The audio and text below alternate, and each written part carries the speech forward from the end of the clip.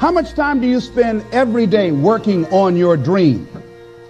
In the last 90 days, how many books have you read? In the last year, what new skill or knowledge have you acquired? What kind of investment have you made in you? You don't want it badder than you want to party. You don't want it as much as you want to be cool. Most of you don't want success as much as you want to sleep. Some of you love sleep more than you love success. And I'm here to tell you today, if you're going to be successful, you gotta be willing to give up sleep. There is no shortcut. There is no hack. There's no sweatless solution. You're gonna have to work. There is always weakness to work on. Always. A lot of them.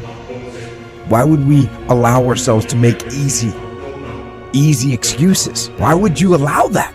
Are you going to make today count? Because that's all you can control. And that's all that matters. It doesn't matter where you start, guys. It doesn't matter what talents you're born with. It's about where you finish. And this race isn't over. It's not over. You could still come in first in the marathon.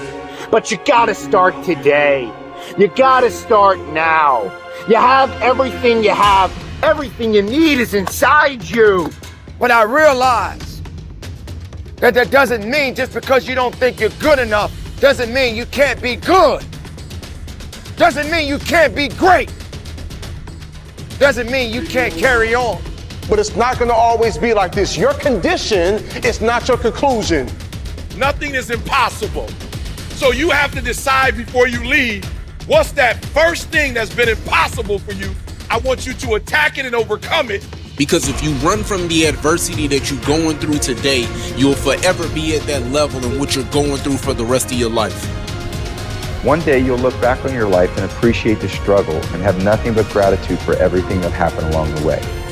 And you come to recognize that in return, you're given the chance to earn the greatest edge of all, and one that can never be taken away. You have enough right now to change your life. You have enough right now to flip this world upside down. You have enough. You got enough power. You got enough anointing. You got enough grace. You got enough patience. You got enough gifting to make your money, get out of debt, get yourself together, and change everything about your world. Realize that you have the ability to make an impact. You have an opportunity to change that story in your head. Put yourself out there, because when you do, amazing things happen. The essence of life is growth. The essence of life is growth, to do the best you can. And here's what's interesting. Humans are the only life form that will do less than they possibly can. Humans are the only life form that will settle for less. Every other life form except human beings strive to its maximum capacity. How tall will a tree grow? Approximately as tall as it possibly can. You never heard of a tree growing half as high as it could. No, trees don't grow half. Trees send their roots down as deep as possible, stretch their limbs up as high as possible, produce every leaf possible and every fruit possible. As a matter of fact, you never heard of a human physically growing half. We keep growing until we're done. Now that's a part of life we can't control. It's genetically coded. And that's probably why we keep growing till we're done. Because we can't control that part. It's the rest of our growing that we control. The growing of our minds, the expansion of our minds, that we can control.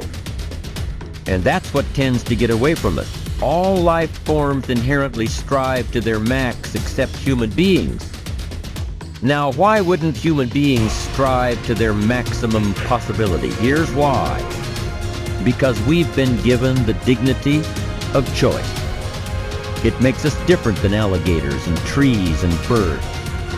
The dignity of choice makes us different than all other life forms. And here's the choice: to become part of what we could be, enough to get by, or to become all that we can be. My best advice for you is to choose the all. Earn all you can, make all the friends you can, read as many books as you can, develop as many skills as you can, see as much as possible, do as much as possible, make as much fortune as possible, give as much of it away as possible. The max. There's no life like it. I'm telling you, once I got on track, I've never looked back. Pick up the challenge. Go for it. Take the best of the two easies.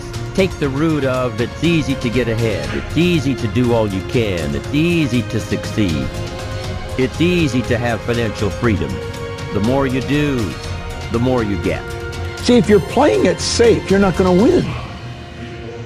If you're playing it safe, like that old saying, you know, you were taught when you're a little girl, better to be safe than sorry. Well, that's a bunch of crap.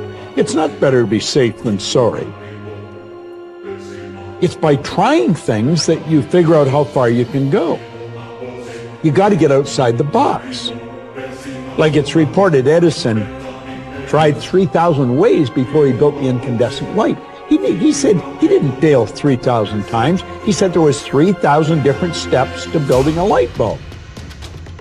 Well, there's different steps to get to where you're going. And I really do treat winning and losing exactly the same. I do not let it upset me. Do you think that's a big part of why you're so successful? Well, it's part of why I enjoy it. Yeah, I think it is, because I'll try anything.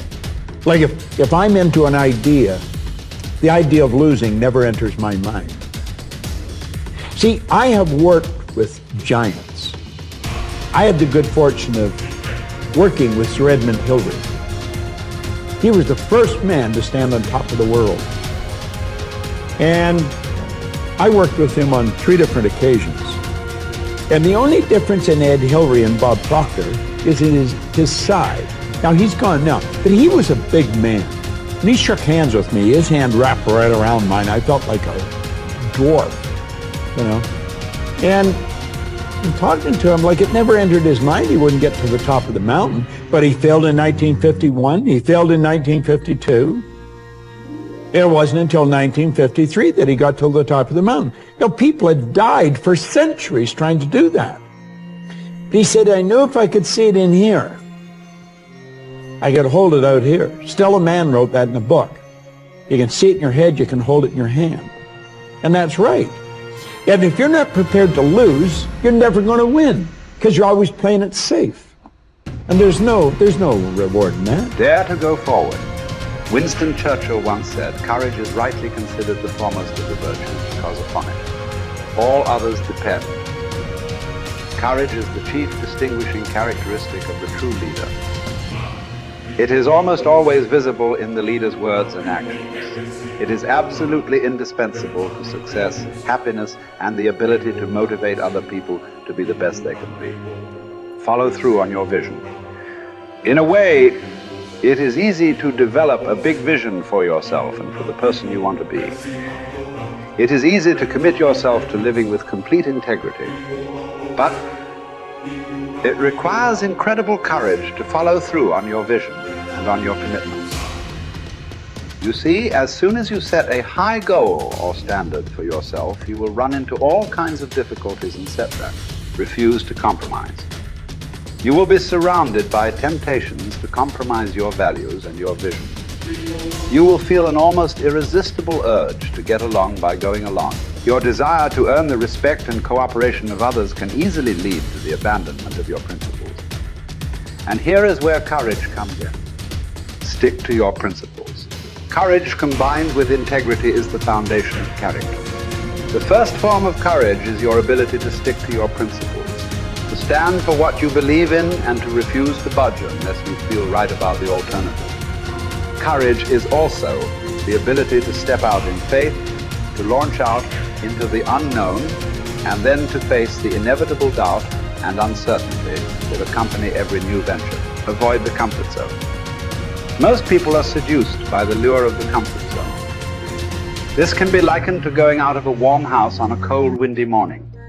The average person, when he feels the storm swirling outside his comfort zone, rushes back inside where it's nice and warm. But not the true leader. The true leader has the courage to step away from the familiar and comfortable and to face the unknown with no guarantees of success. It is this ability to boldly go where no man has gone before that distinguishes you as a leader from the average person. This is the example that you must set if you are to rise above the average.